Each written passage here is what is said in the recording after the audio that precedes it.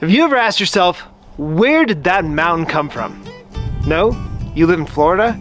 Well, I've asked that question many times. When I was a kid, I used to think that mountain there was an elephant that was lying down covered in sand. Well, today I'm here at Red Rocks Park and Amphitheater, and we're going to answer that question using Hot Wheels and history. And the first thing you need to know is that the Earth is old. It's really old. But people didn't always know that. Just 250 years ago, people thought the Earth was 6,000 years old, and they hadn't even heard of dinosaurs. But then this Scottish farmer named James Hutton, he came around and said, "Look at these rocks. At the rate that they're weathering and changing, they can't be 6,000 years old. They've got to be millions of years old." And he was right. It takes a long time for mountains to form. And I'll tell you what, how Hutton figured it out? The guy was a scientific visionary, or a time traveler. So the second thing you need to know is that the Earth is in a constant state of change. Back in 1912, a guy named Wegener first said this. He called it continental drift, that all of the continents in different parts of the Earth were moving around. And with new technology like sonars, seismometers, and GPS, we found out that he was right. Today we call it plate tectonics, where basically there are 14 different plates or pieces of crust. That's what you're standing on right now. And they're moving around the Earth, pulling apart, coming together, going side by side. And those interactions are what give us the surface of the Earth. Alright, so now that we have some background, let's talk about how mountains form. We know the Earth is old, we know it's always changing, and we know there are tectonic plates, but there's still one more thing we need to learn.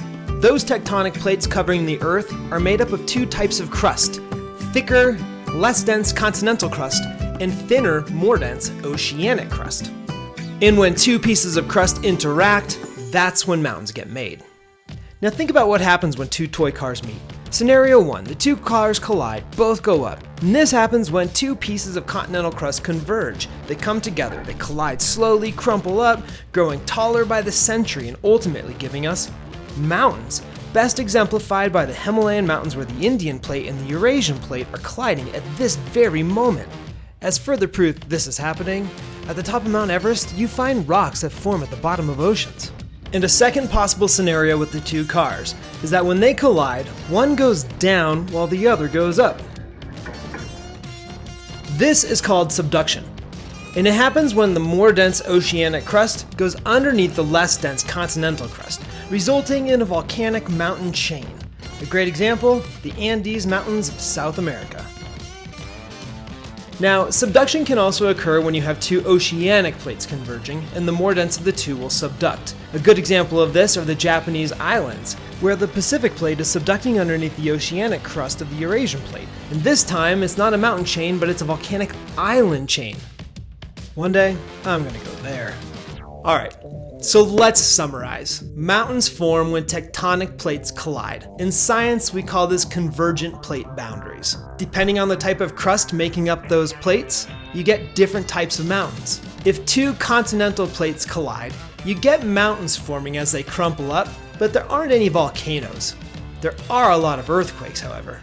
If a continental plate and an oceanic plate converge, then you'll get subduction, resulting in volcanoes. And if you have two oceanic plates converge, the same thing happens, only this time the volcanoes form an island chain. And this process takes millions and millions of years because the Earth moves really slowly, very slowly. And as mountains are currently rising around the Earth, they're also being broken down by the processes of weathering and erosion. The Earth is in a constant state of change, and no human is ever going to see the final product. But that doesn't mean we can't enjoy it now.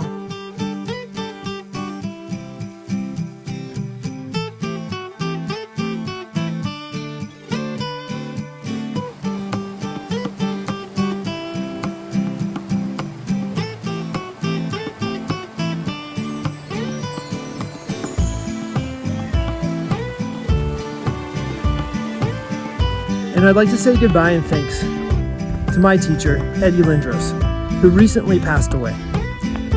He helped give me my unending appreciation and love of mountains, and he is missed.